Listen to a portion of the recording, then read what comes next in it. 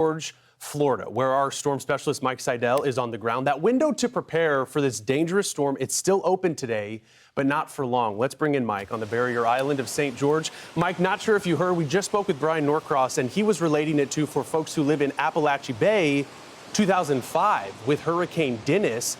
And judging by the effects that this storm could have, Dennis was a smaller storm than what this one's expected to be. Wondering what folks are saying, what you're seeing this morning there on St. George. Well, there's certainly a lot of concern here, and especially over into Appalachia Bay and the Big Bend of Florida. Right now, the storm surge watch has been issued by the Hurricane Center. A forecast of 10 to 15 feet. That is catastrophic and destructive. One of the counties in that area is Taylor County, and the sheriff said they'll likely issue a mandatory evacuation for Taylor County coming up after the 11:15 a.m. Eastern National Hurricane Center briefing. So expect our first mandatory evacuation coming up later this morning. Again, that's the area just north of Steinhatchee that's been hit many, many times. Even in the winter, we had the big superstorm of 1993, and that caused all kinds of problems with a surge of up over 8 feet. Here on St. George Island, a beautiful morning. The sun is up. Temperatures heading towards 90. We've got a northeast wind running 7 to 8 miles an hour, cutting down on what's going to be a very hot, humid, tropical day. Surf is up. We've got 2 to 3 footers here. Water temp, though, is up. This is what we've been since time through the summer. The oceanic heat content, not only is it warm on the surface, but all the way down deep. So there's a lot of energy there for the hurricane, the future hurricane, to draw on. Water temperature here, again, a very toasty 85 degrees. Hurricane watches from Indian Pass, which is just a little northeast of here, including Apalachicola, then around the Big Bend, down the west coast of Florida. That includes Tampa and Sarasota. I mentioned the storm surge watch. So, Stephen, it's basically a wait-and-see game. When does this get a closed circulation and then get a name, Helene, and then we're off to the races. Once it gets into the Gulf of Mexico, how fast does it strengthen? What kind of impacts will potentially some shear have later in the day, Wednesday into Thursday? And then it runs out of time. So we've got something going for us. It's going to be moving very, very fast. Most of the storms and hurricanes this season have been slow movers, 5, 6, 7 miles an hour. Remember, Debbie, when it made landfall, was slowing down as it made landfall. So it's going to be a fast-moving storm, and that means the impacts are going to go well inland, and that includes all the way up through North Georgia, the Atlanta area, the upstate of South Carolina. But here on the Gulf Coast, people were wondering when they should leave. I told them they need to get out of here by Thursday morning. They may have no choice. They may have to leave by tomorrow if a mandatory evacuation is issued here for St. George Island. Yeah, no joke. You're saying when you say off to the races, because it looks like this thing is going to take up a lot of real estate as it moves into the Gulf of Mexico. The biggest question is when can it pass through the Yucatan Channel and then begin that acceleration toward the Florida coastline, a part of the coastline which has been hit, not just recently, but the past few years. Appreciate it, Mike Seidel, our storm specialist. Yeah, and a big concern in Tampa. Yeah, go ahead. Yeah, and a big concern in Tampa, as Brian mentioned, just a giant scoop of water into Tampa Bay. And so maybe you don't get the, likely you don't get the 100-mile-an-hour wind gusts, but boy, that surge is going to come right up. A south to southwest wind just piles of water into Tampa Bay. And then Cedar Key, I've been there before. This is not one of those storms you want to be on Cedar Key for. Likely that's going to go underwater like we saw with the Dahlia, maybe even higher water. And then you worry about the Big Bend area. And even here, depending on the track. Now, right now, it seems like the center is going to go to our east, which would cut down on the surge. Although you got to remember the offshore wind will push the water from the inland bay back towards the north side of St. George Island. So there's all kinds of calculations here, and we've got several days, 2 days plus before we have a landfall somewhere on the Florida Gulf Coast. A lot of time to watch, a lot of time to prepare as we keep an eye on the modeling and see what shakes out. It's really tough to pinpoint how strong this is going to be. Is it going to be a Cat 2, Cat 3, Cat 4? Got to stay tuned to Fox Weather. Yeah, anybody's guess at this point as we still wait for that center to organize in the northwestern Caribbean. That reverse storm surge, as you had mentioned, the negative surge, I remember from Ian. We saw that in Tampa Bay as it made landfall south of Ian. So all factors to consider, and that size of the storm not to be ignored. Mike Seidel, St. George Island this morning. Mike, thank you. PTC 9, preparation, it's beginning to close, still open, but not for long. We bring in Mike this morning. The barrier island of St. George. Mike, seeing you before break, looking at some of those homes, what's the makeup of the shoreline? Are those homes elevated? I mean, given the forecast for St. George, this could be a significant storm. Yeah, they are elevated. We'll spin around. They've got a pretty decent dune line, and then the building's on the other side of the dune line. But if we get a surge of 5, 6, 7 feet, that's going to take the water over the dunes and into the streets of town. In fact, they just issued a mandatory evacuation for here on St. George Island, Dog Island, Alligator Point, these areas, these barrier islands that are very susceptible to storm surge. Now, we're not forecasting 10 to 15 feet here, but 5 to 10. That's a lot of water. That's higher than where I'm pointing right now. So that's going to cover the island potentially based on the exact track, although we think right now it's going to go to our east, which is better than to our west, and also how strong it gets. But it's going to have that time to push the water from the Gulf all the way up here. Here's the Gulf of Mexico this morning, not looking too bad. 1 to 2 feet, kind of like a wash tub. Water temperature, get this, 85.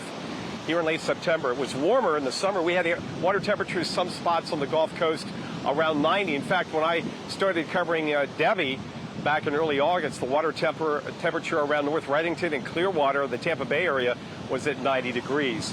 Right now on the radar, we have a few showers. We've seen some lightning. These are generally moving from south to north, areas to the west of Apalachicola over towards the Indian Pass area. By the way, speaking of Indian Pass, the hurricane watch goes from Indian Pass around the Big Bend down to Tampa and then includes Sarasota, Florida. Got some nice dogs out here enjoying the warm surf this morning. They don't seem to mind what's going on or what's coming this way, but they're out here playing in the surf here on St. George Island. So the mandatory evacuation here, Taylor County, where Perry is, they're expecting to issue one coming up later this morning, and that would be for the entire county because of the significant impacts that are likely. That means no storm shelters in Taylor County. Everybody's going to have to leave the county, and the sheriff says the best way to go is to go west, and I agree with him because the worst weather is going to be on the east side, and if you get west, you're going to be out of the worst weather and into where you can have power and, a hot meal. So that shakes out later this morning. There will be more mandatory evacuations, and Stephen will wait to see if the Hurricane Center finally gives us a name coming up here at 11 o'clock Eastern with the next advisory out of Miami. Yeah, certainly a mouthful, isn't it? Potential Tropical Cyclone 9. And given the fact that hurricane watches are already posted for a storm that has not even been assigned a name, as we've been analyzing this morning, though, dealing with a little bit of shear this morning, having a tough time establishing that core. But we know it'll happen soon. Appreciate it as always. Fox Weather Storm Specialist Mike Seidel from St. George Island in Florida. Mike, thanks. For this dangerous storm. It's still open, Mike, but not for long. We bring you in. We just spoke with Jamie Rome, the Deputy Director of the National Hurricane Center, and he said, when he said it, I paid close attention to. He came into work this morning, and he was encouraged by the mandatory evacuations that are going into effect. You had mentioned it last hour there in Franklin County as well. Yes, that's a good thing to get people out of harm's way, especially where I'm standing on St. George Island. This is a beautiful island. It's kind of low key if you like quiet. It's not, it's not loud and a big party area, but beautiful beaches. Water temperature right now, 85 degrees. There's still a lot of folks, a fair amount of folks in the water. They probably are in condos because we got the word at the hotel that the mandatory evacuation kicks in here on St. George Island and the other barrier islands here in Franklin County at noon today. Also, Franklin County announced, not surprisingly, that local schools will be closed Wednesday, Thursday, and Friday. More than likely, there will be power outages, even if the schools are okay physically, structurally, but the power will likely be out sometime on Thursday, maybe into the weekend. Hopefully, it's not as bad as it could be in this area because of the track being farther to the east. It's not coming in like Michael did. There were a lot of folks in Panama City, Mexico Beach. I talked to yesterday at lunch, very, very concerned on the track because they went through Michael, a Cat 5, one of 4 Cat 5s to hit the U.S. on record. 6 years ago. They're still rebuilding at the Air Force Base, Tyndall Air Force Base. And when you drive from Panama City Beach and Panama City through Mexico Beach over here, you see all the forests are gone, or there are a lot of denuded trees, just large trees with nothing, no limbs, no leaves, nothing. And that was from 6 years ago. But it is also a testament in Mexico Beach of what they've done to rebuild. It's hard to believe that whole area was basically wiped clean from Michael back in October. I believe it made landfall October 10th in 2018. Back to the current scenario, we've got Helene coming up shortly, if not at 11 later on today. It's all about the name, but it's also about the forecast that we know that it is going to intensify in the warm water. As I mentioned, water temps are in the mid to the upper 80s, and it's deep water, so there's a lot of what we call oceanic heat content, and that's going to cause the storm to develop. Plus, light winds aloft, that's also a key. Hopefully it doesn't go higher than a 2 or a 3. Right now, the Hurricane Center forecasting a low-end Category 3 at landfall, and that would be Thursday evening, plus or minus. So that's the timing. It's only late morning Tuesday, so plenty of time to get inland. Again, the mandatory evacuation here at noon. I talked to one restaurant. They're open right now for lunch. As far as they know, they're going to be open for lunch. I don't know about dinner, but as you can imagine, at this point, with no weather coming in here for another couple of days, there's not a massive rush, and there's not a lot of people on this barrier island since it is now the off-season, and they're not peak season. Some folks here from the Atlanta area because those schools are out this week for fall break. So, Stephen, everything's a go for a mandatory evacuation here. We're waiting on Franklin County. I talked to some folks in Perry, and they've never experienced an evacuation for the entire county. They've said, you know, barrier islands, mobile home, RV parks, but as far as the whole county, and we're waiting to hear that coming up in the next half an hour to an hour from Taylor County. And again, that's the county seat is Perry there on the highway, the main highway there. So, Stephen, keeping an eye on the skies. We have showers and some storms to our south and west. They're moving basically due north through the panhandle. No effect here except the sun is being blocked by the clouds, which is a godsend because it held the temperature from 84 at 9 to 84 at 10. The heat index, though, is up at 93 degrees with a breeze, an east to northeast wind off the Gulf. Well, judging by the air temperature, the water's warmer than the air temperature this morning, which not a good thing when you're talking about fuel for tropical cyclones. Mike Seidel there at St. George Island. Appreciate the update as we await on this system to eventually get a name. The region, the Gulf of Mexico, it's become about 60 miles southwest of Tallahassee. It's a barrier island. Now, Mike, you know, it looks like the storm has a pretty good chance of the center passing to your east. So when I initially look at this, I'm like, boy, what is Seidel doing there? Don't you want to be on the bad side of the storm? But with that being a barrier island and still being relatively close to the center of the storm, you may get some storm surge on the north side of that island, right? And I know there are mandatory evacuations there right now. What are your plans going forward? How much danger do you think you're in? First off, yes, the mandatory evacuation kicks in here at noon on St. George Island. There's still a few folks out on the beach. Remember, it is the off-season, but you can't beat the weather. The sun angle's lower. It's still going to burn you. Water temp 85, air temp 85, heat index 94. As far as our plans, we're going to pack up and head out of here later on this afternoon and then head east and get into the area which will likely have the more direct impacts. Not saying there's not going to be issues here. This area here, St. George Island, over to Indian Pass, expecting a surge of 5 to 10 feet. Even though the storm is forecast, the center is going to go to our east. We're going to have the onshore flow, and then it's going to come offshore. So on the other side of the island, water is going to pile up on that side, not so much here on the south side on Wednesday night and Thursday. Tide is going out now, low tide mid-afternoon, and right now the low tide will be on the docket around dinner time on Thursday at the point of probably the worst of the weather. So we'll see how that plays out. There's not much of a tidal range here, a couple of feet here at St. George Island.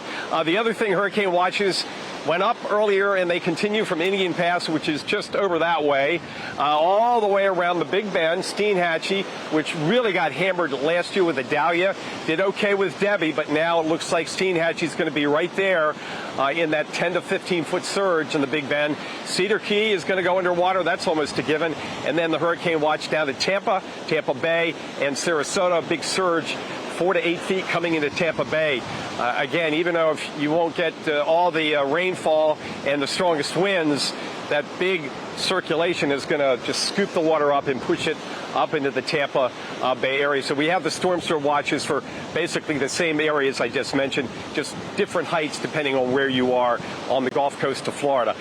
They've also got a mandatory evacuation the next county over, that's Gulf County, for the Cape San Blas area, those areas just to our west. The barrier islands also, they want to get the RVs and the areas in flood-prone areas, they want to get those folks and those RVs out of harm's way. The same goes here in Franklin County. And by the way, here in Franklin County, there is school closings already in effect for Wednesday, Thursday, Friday. So schools will be closed after today for the rest of the week.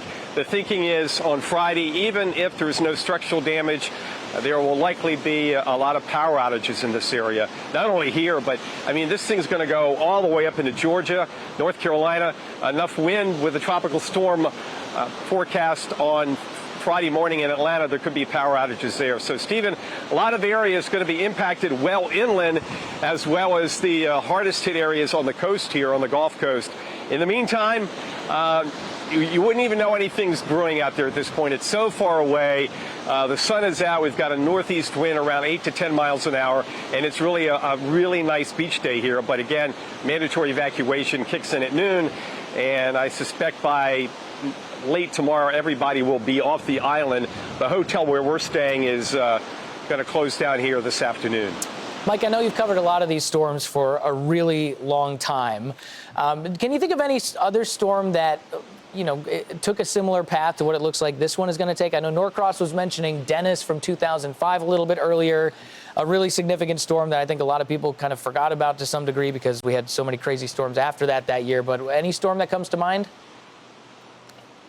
Well, certainly Dennis, the superstorm of 93. Now, that was March 12th and 13th. That was a winter storm, but it blew up in the Gulf, and we had an 8-foot surge in the Big Bend.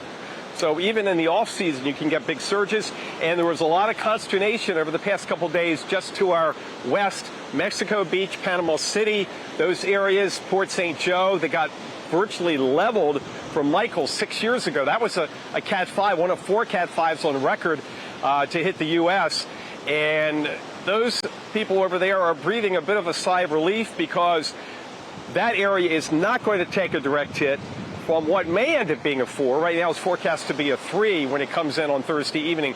On the other hand, they're feeling bad for the people that live to the east into the Big Bend area, areas up towards I-10 Live Oak, Cross City, the I-10, I-75 crossover there in northern Florida. So we move the track east, and we have potentially a major hurricane coming in to the same areas got hit by Idalia. So if you think about Idalia last year, that track, it's pretty similar.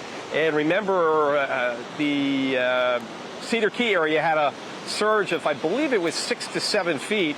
That puts most of the island underwater. They do have a higher point where in a situation like last year, they took their cars and they put them up on the higher ground. But if you get a surge of 10, 12 higher feet in that area, there's no higher ground. Everything, the entire island is underwater for, you know, at least several hours until the wind shifts back offshore. So a lot of concern there in the low-lying areas. And once again, we mentioned Franklin County or Taylor County. County seat is Perry, and that's well inland. And they're talking about mandatory evacuation for the entire island. The sheriff's saying the best bet is to head west. We will not have any storm shelters. They're not planning to have any storm shelters in that county. Great stuff as always, Mike. I really appreciate the time here, enjoying a nice beach day before we throw them into the fire over the next couple of days. That's Fox Weather Storm Specialist Mike Seidel from St. George Island. As we continue to watch Tropical Storm Beach and Panama City through Mexico Beach over here, you see all the forest are gone, or there are a lot of denuded trees, just large trees with nothing, no limbs, no leaves, nothing. And that was from 6 years ago. But it is also a testament in Mexico Beach of what they've done to rebuild. It's hard to believe that whole area was basically wiped clean from Michael back in October. I believe it made landfall October 10th in 2018. Back to the current scenario, we've got Helene coming up shortly, if not at 11 later on today. It's all about the name, but it's also about the forecast that we know that it is going to intensify in the warm water. As I mentioned, water temps are in the mid to the upper 80s, and it's deep water, so there's a lot of what we call oceanic heat content, and that's going to cause the storm to develop, plus light winds aloft. That's also a key. Hopefully it doesn't go higher than a 2 or a 3. Right now the Hurricane Center forecasting a low-end Category 3 at landfall, and that would be Thursday evening, plus or minus. So that's the timing. It's only late morning Tuesday, so plenty of time to get inland. Again, the mandatory evacuation here at noon. I talked to one restaurant. They're open right now for lunch. As far as they know, they're going to be open for lunch. I don't know about dinner, but as you can imagine, at this point, with no weather coming in here for another couple of days, there's not a massive rush, and there's not a lot of people on this barrier island since it is now the off-season, and they're not peak season. Some folks here from the Atlanta area because those schools are out this week for fall break. So, Stephen, everything's a go for a mandatory evacuation here. We're waiting on Franklin County. I talked to some folks in Perry, and they've never experienced an evacuation for the entire county. They've said, you know, barrier islands, mobile home, RV parks, but as far as the whole county, and we're waiting to hear that coming up in the next half an hour to an hour from Taylor County. And again, that's the county seat is Perry there on the highway, the main highway there. So, Stephen, keeping an eye on the skies. We have showers and some storms to our south and west. They're moving basically due north through the panhandle. No effect here except the sun is being blocked by the clouds, which is a godsend because it held the temperature from 84 at 9 to 84 at 10. The heat index, though, is up at 93 degrees with a breeze, an east to northeast wind off the Gulf. Well, judging by the air temperature, the water's warmer than the air temperature this morning, which not a good thing when you're talking about fuel for tropical cyclones. Mike Seidel there at St. George Island. Appreciate the update as we await on this system to eventually get a name. The region, the Gulf of Mexico, it's become a threatening Atlantic. We turn our attention to St. George, Florida, which is a barrier island along the Panhandle. This is where we're going to find Mike Seidel, Fox Weather Storm Specialist. And Mike, I've been watching you all morning long, and I texted you before. It looks like a beautiful beach day, but it looks like the sargassum starting to wash up ashore right now. Yeah, they get this anytime there's a storm, not necessarily a tropical storm, but a strong onshore flow. And unlike seaweed I've seen in other beaches in Florida, even though it's dried out, there's no real smell to it. I've smelled some pretty awful seaweed in my time because it dries out. Hey, let's bring in George Joannis. He's the owner of the Blue Parrot, which is one of the few restaurants, in fact, the only restaurant on the beach here. And we like it that way. Yeah. Let's talk about first, you rode out Michael here 6 years ago. What did you go through? What did you see as far as the water? The water, I watched the water come up and go over the first road on the island and then over the second road because I was in my house and I'd peek through and see it and watch it go. No, here we go. And were you scared at all? I was a little bit scared. I mean, from the water or the wind? The wind. My house was kind of shaking like this. So, I mean, it only lasts, what, 4 or 5 hours. Right. But all this sand was pushed into a front parking lot of the restaurant, and we had to shovel out here behind the tiki bar. It was about 4 foot of sand, which we shoveled over. So the tiki bar and the tiki hut survived Michael. Yeah, but again, the worst of it was the strongest winds were off to our west, Mexico Beach and Port St. Joe. Absolutely, yeah. That we get a really strong storm surge on the backside of the island where some of the houses had 3 foot of water in them here on St. George. And that could happen again Thursday night because the wind's going to go offshore. Right, and they'll push all that bay water in. Right, in a 5 to 10 foot surge. Talk about business. You're open for business today. We're open today. I had a great, shameless plug, I had a great grouper sandwich. We get fresh grouper. My partner owns Water Street Seafood. He supplies all the restaurants from here through Panama City, Destin, Pensacola. So I get fresh fish every day. There is a mandatory evacuation starting at noon. That's for folks that don't live on the island. Right. But you've got a fair amount of people that live here year-round, and you're open year-round. So Yes. at this point, you're going to be open for dinner tonight, obviously. Yep. And tomorrow, we plan to open tomorrow, and if it's not so bad, we'll be open on Thursday. And then it's just a matter of power. Right. Which we do have generators at our houses, which is nice, but we figure with the restaurant, mandatory evacuation, they're going to have to leave anyway, so And how long did you lose power with Michael? 9 days. Wow. Yeah, a long time. So you lose, Yeah. pretty much lose everything in the freezer and. Well, we truck everything over to my partner's business, Water Street Seafood. He has a big generator with a huge freezer, 5,000 square foot freezer, and we put everything inside. So another Smart pain. guy. He Like, is I'm a paying, smart but guy. you save all that food. Absolutely. Well, we appreciate your time, George. Thanks, Mike. And thanks for the hospitality Yes, sir. today. And best of luck with Helene, now named Helene, Hurricane Helene. And we'll see how things shake out here. But obviously, we think the worst is going to be off to our east as far as surge goes. God bless them, but better it goes farther east than us. Yeah. Okay. Thank you, sir. Thank you. Okay. There's George Johannes here from the Blue Parrot. And like he said, they're open for business today and tomorrow. They've got to serve the locals. And, you know, if you have a condo here, you can stay. If you're a renter and like we were in a hotel, we have to leave after today. But notice looking down the beach, we do have some folks on the beach. The water temp, by the way, 85. It's 88. Bob Van Dillen, the dew point is 77. So the heat index is a ripe 100 out here. There's a bit of a breeze. And the surf has come up a little bit since this morning, basically 2 to 3 footers, but nothing like we're going to see as Helene comes into the Gulf and is forecast to rapidly intensify.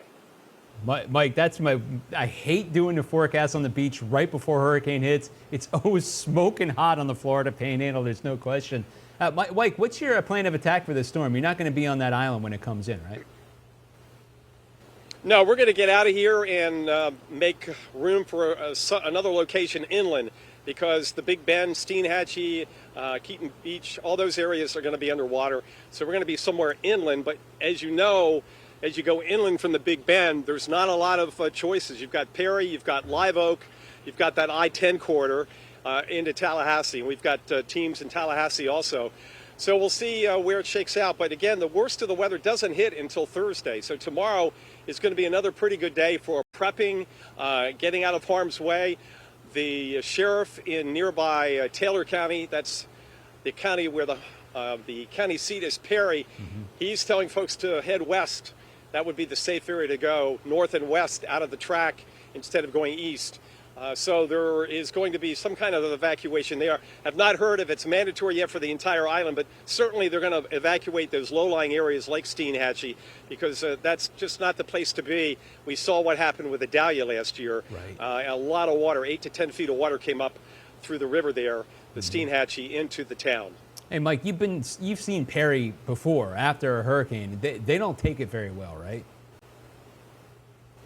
A lot of power outages. It's very wooded, a lot of forest, a lot of trees. And they didn't get the brunt of Michael. When you go, as I mentioned this morning, when you drive west on 98 towards Port St. Joe and Mexico Beach, I mean, the forest is really gone.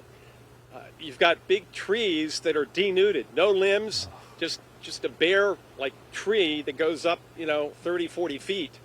You see a few of those, but a lot of it's gone, and you've got whatever has grown up over the past 6 years. So yes, you get into the Florida area like Perry and along the I-10 corridor, and because this thing is going to be moving so fast, we're going to have higher wind gusts farther inland than we had with Debbie and with Idalia, especially if it comes in as a Category 3.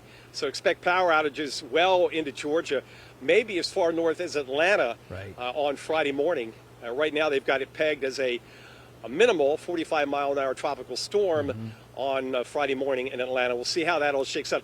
The one promising thing is many areas in the southeast can use the rain. I can speak from my personal experience. My rain gauge in September in North Georgia, north of Atlanta, has only had 0.25. Officially at ATL, 1.15. We've had many days in the 90s with low humidity. So even though we're going to get a lot of rain, we'll probably have flash flooding across Georgia, especially western North Carolina with the elevation.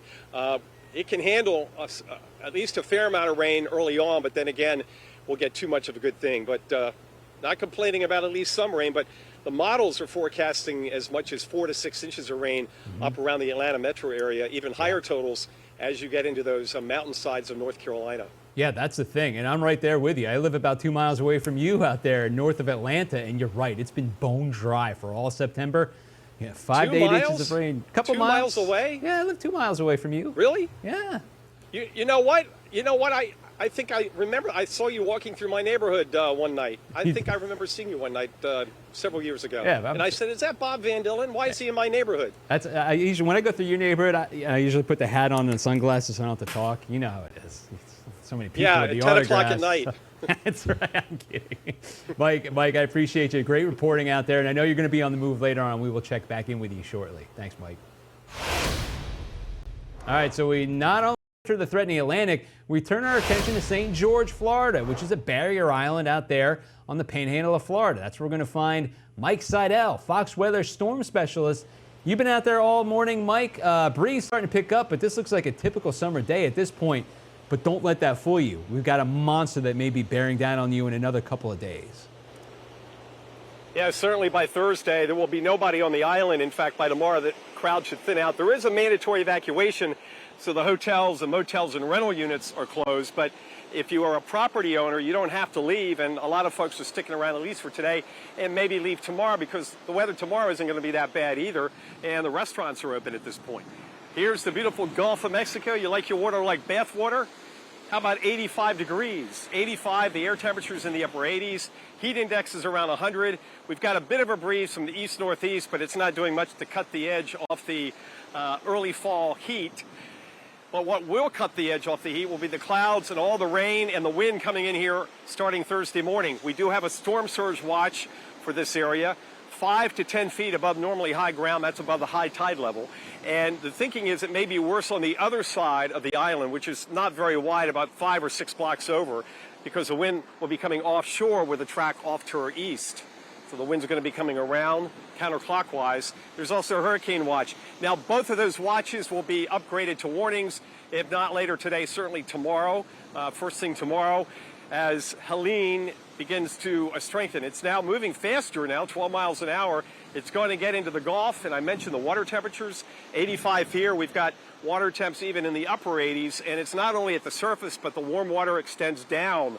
So a lot of what we call oceanic heat content is going to drive the strengthening, along with the fact that we don't have a lot of wind aloft, wind shear, which would blow the top off the thunderstorms. So that's a positive when it comes to strengthening. As it approaches the coast, it may encounter some shear, and hopefully that'll keep it in check. But right now, the official forecast is for a low-end Cat 3 to make landfall in the Big Bend of Florida on Thursday. And that's where we have the storm surge, Bob, of up to 15 feet. That's going to be disastrous and catastrophic in spots including the Steinhatchee area, which got hit by Idalia. Also hit by Idalia was Cedar Key. And that's going to be one of those islands I think everybody's going to have to leave. Unlike where we had with Idalia last year, there was enough higher ground to put the cars in a safer position, the vehicles. And if you were on the second floor buildings or third floor, you were fine. But I think this time around, with that big surge coming into Tampa Bay, Cedar Key, into the Big Bend, there's going to be a lot of surge issues. And as we've talked about, Bob, it's going to be a very big storm geographically. Some storms like Charlie, very tight, like a buzzsaw, that Cat 4 that came through Florida. This is going to be a big storm as far as square miles. That means even outside the cone, there's going to be impacts. And because it's moving so fast, it's going to take those stronger winds farther inland. Yes, it's still going to weaken because of the friction, but the higher wind gusts will go farther inland. That means the power outages will go farther deep into Georgia, maybe up as far as Atlanta right now. Hurricane Center has it as a low-end tropical storm Friday morning. But besides all that, a lot of rainfall, 4, 6, even 8 inches in some areas. Down here we could see double digits, parts of the Panhandle and the Big Bend. And then as you get up into the western North Carolina mountains where you have the upslope flow and the elevation and the gravity, then we could see flash flooding there. And even across a lot of parts of Georgia and South Carolina, a lot of rain, Bob, coming in. Even if you don't get the wind or the surge, there's going to be the rainfall component. We're watching that right here. We've got as much as 8 to 12 right where you're standing, Michael. So we're watching that. Mike, what are the buildings like right there? I've never been to St. George. Is it are the buildings solid? Are they on stilts? And how's the infrastructure right there? Well, they're pretty well built. We can pan around here and show you what's going on. There's the lighthouse. A lot of people are familiar with. The Blue Parrot is open for now. But a lot of these buildings, they look solid to me, and they're built up elevation-wise. This looks like a condo here. This unit, you can see the bottom. That's the parking area. So the water would have to get all the way up. And also notice they have shut the shutters. The shutters are closing all the balconies. All you see is the white shutters. We've also got shutters on the building next door. That's where we were staying. You can see the windows in the front have been covered. And as far as I can see, more shutters down the way. So they're preparing for the strong winds, and also there will be the surge impact. As far as infrastructure, yeah, power is not buried. Now, it is buried coming out from the mainland. They don't have to worry about that so much. But after Michael, even though they didn't get the worst of it here, that was a little farther west towards Mexico Beach, in Port St. Joe and Panama City, their power was out here for 9 days after Michael. So I think that's going to be the major impact inland. In addition to the flooding, is the power being out and still kind of being warm, like today. Yeah, that's a major issue, no question. So I guess with all the storm shutters coming down in the hotels, you're getting the boot this afternoon? Well, we're going to move today, yes, to inland location. We may be back out on the water at the beach tomorrow, but we're not going to be spending the night here because of the restrictions, because of the mandatory evacuation. But there you go. It's a short drive across the bridge, the causeway over to Apalachicola. Okay, interesting. Fox Weather Storm Specialist Mike Seidel, appreciate your time. We'll check back in with you again.